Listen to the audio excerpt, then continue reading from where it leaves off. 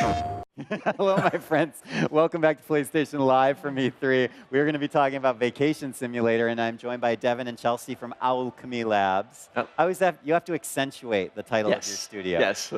It's so good to have you here, Ramon. It's good to have you back on stage with us. Indeed. My shirts aren't as cool as theirs. Let's talk about this a little bit. You guys came fully prepared to vacation. Always. You were done with your job, and now it's time to vacation. It's only the next logical step. Yeah, let me give a little bit of history to what's happening here, this beautiful thing on stage right now. You guys came out with Job Simulator in 2016. It came out in PlayStation VR to, I would say, critical and community acclaim.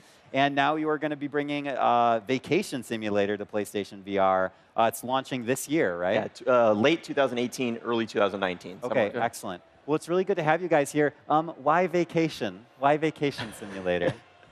So when we're kind of thinking about what we were going to build next and kind of going through that creative process, all of a sudden we kind of landed on this concept of we'd kind of tackled all those jobs, right? And it was like, what's next? So like the premise of Vacation Simulator is that it's the year 2050, just like in Job Simulator, and robots have taken all human jobs, and they made the Job Simulator, and the Job Simulator was super successful with humans. So then they were like, what else did humans used to do? And vacations were a thing they used to do. Yeah, totally. But a big difference here is that jobs made a lot of sense to the bots, right? It's like, oh, work, I get that. But now they've built this Vacation Simulator, and why would you relax? That doesn't make any sense.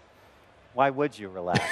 So tell me a little bit about the structure of the game, because that's something that I try and wrap my mind around. If we're going to simulate a vacation and sit around on the beach a lot, how do you guys actually build an interactive, like, progressive game out of that? Yeah, I mean, that was one of our big design challenges. Just like the bots don't really understand relaxation, like, what are you doing? What are you actually accomplishing? Like, that's one of the big questions that comes up in the game. And for us, it was about providing something for everyone. So everyone vacations a little bit differently, and our different activities in the destinations reflect that. So on the beach, you can have this sandcastle, which is really puzzly oriented and very logical, or you can just go hang out and do sports, which is much more like twitchy. You can go and make burgers for the bots and like fill out little like quest orders and figure out what each person enjoys. So something for everyone, basically. And I've always loved, by the way, reading about you guys and your team and your work that, I mean, you're a relatively small studio, right? Yeah, 22 folks. 22 owls. Yes. Yeah. There's no folks here. It's only owls. I thought we were to cover this backstage. And I love that you guys have made something not only that's was successful, but also it's high fidelity. It's it's actually even though it's a vacation, it's very complex. And you're able to accomplish that with a small team. I mean, tell me a little bit about the internal workings of Owlchemy Labs and how you guys sort of divide and conquer. Yeah, so when we started working on Job Simulator, it became very important to us in VR to have your hands were the key. The hands and physics and interacting with a world that was super dense was super cool. And so we ended up putting a lot of research into how to get that to work well, and we've just continuously been building on that. And now we have this great framework that then we could build Vacation Simulator on, but now just like pushed it even further. Do you feel like would you consider this a sequel? Is this the next evolution of jobbing, except vacationing? How do you define it? As a studio, we rarely work on the same genre twice. So in Job Simulator, there was 4 jobs, and they were all separate. Right. And so we're like, okay, that was really cool, but what if we made it more of like an adventure game? And so in Vacation Simulator, everything's connected. There's a story through line, and so it's really cool, and we'll be showing more about both how that all works. But yeah, it's interconnected, which is quite different than what we've done in the past.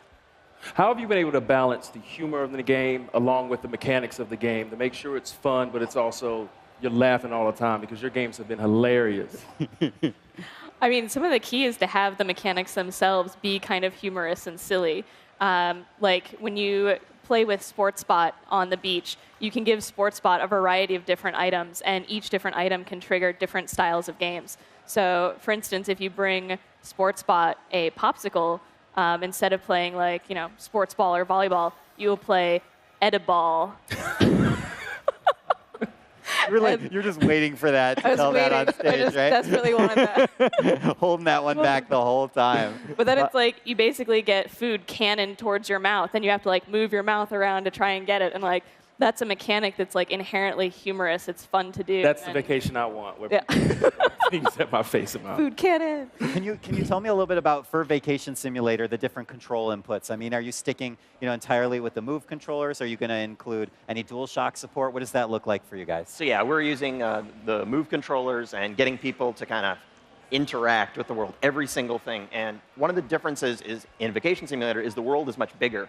But an important thing to us was to still make it as dense as it was in Vacation Simulator. So every area that you go to is still super dense, but there's a lot more of them. So it's been a challenge, but the end result is really cool. And then to kind of build on that, in Job Simulator, just generally reaching out and grabbing. But in Vacation Simulator, we have a lot more mechanics. Like, for example, you can reach over your shoulder, grab your backpack, and it's an inventory. And then there's a camera, and you can grab the camera off of that, and then take photos, and then spin it around, and it floats, and you wave at the camera, and it takes a picture of you, so you can do cool selfies. And we're just kind of building on this great framework that we've built with Job Simulator. Wait, if you take a selfie, what do you look like in the selfie? Yes. What a great question.